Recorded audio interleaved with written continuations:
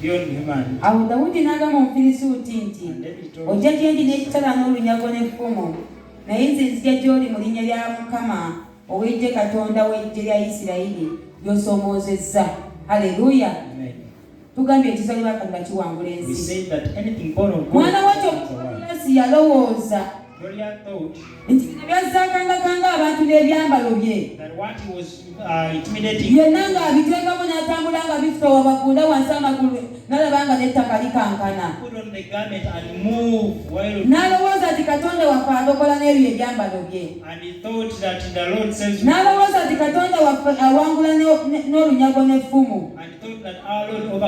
Dawudi yamugamba nti ojja gye ndi n'ekitala n'olunyago n'effumu naye nze nzija gy'oli mu linnya lya Katonda w'eggye ly'osoomoozezza. Haleluya. Ye yamanya amaanyi agali mu Katonda. Abooluganda ejjinja lino Dawudi lye yakuba Goliyasi. Temulowooza nti lyali jjinja buyinja. Ye yagamba nti nzija gy'oli mu linnya lya Katonda.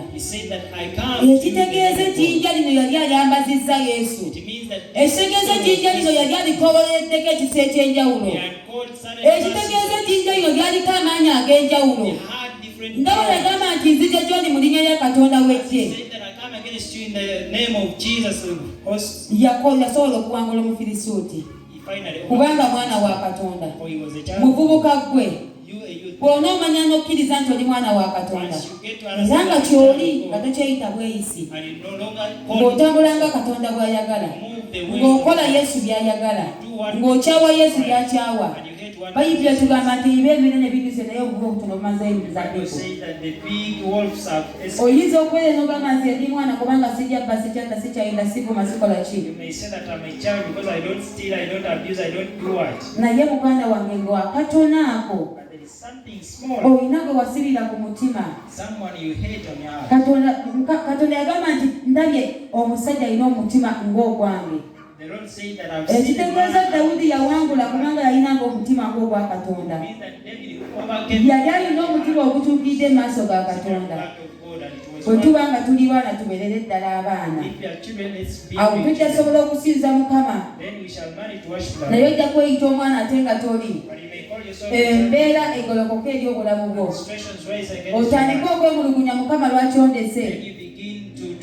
Naye ng'ate muganda wange gw'oweeretedde okulekebwa.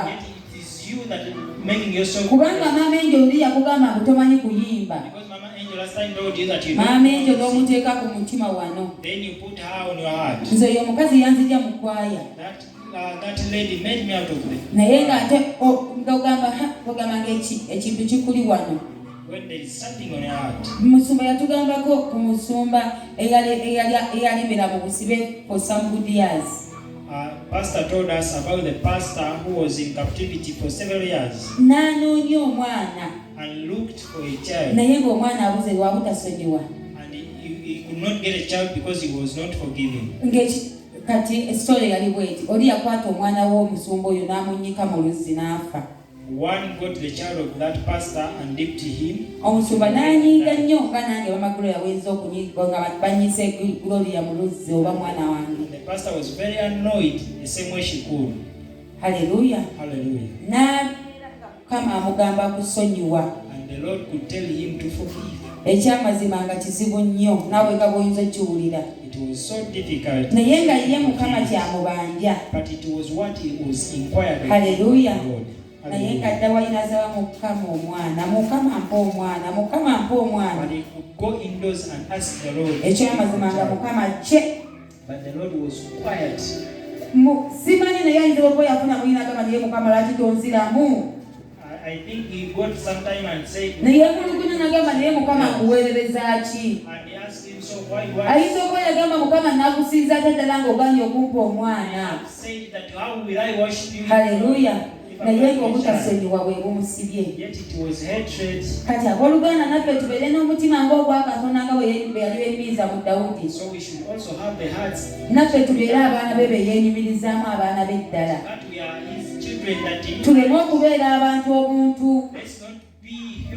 Omwana wa Katonda The child of God atambula nga Katonda bw'ayagala. moves the way the Lord wants. Era eyo nayo pointi ndala. And it is another Omwana wa Katonda akola Katonda ky'ayagala. The child of God does what the Omwana wa Katonda atambulira mu makubo ge. and he moves only his ways. Awuliriza eddoboozi lye. Listens to his voice. Katusomeko wano mu Joshua 7. Let's read in Joshua chapter 7, olunyiriri olwokusatu. verse 3. Watugambye nti ne bakomawo eri Yoswa ne bamugamba nti abantu bano atandikire ku lwokubiri. Yoswa n'atuma abantu okuva mu Yeriko okugenda e Ayi ekiriraanye Besaveeni ku luuyi olw'oluvanjuba olwa Beseri, n'abagamba nti mulinnye mukette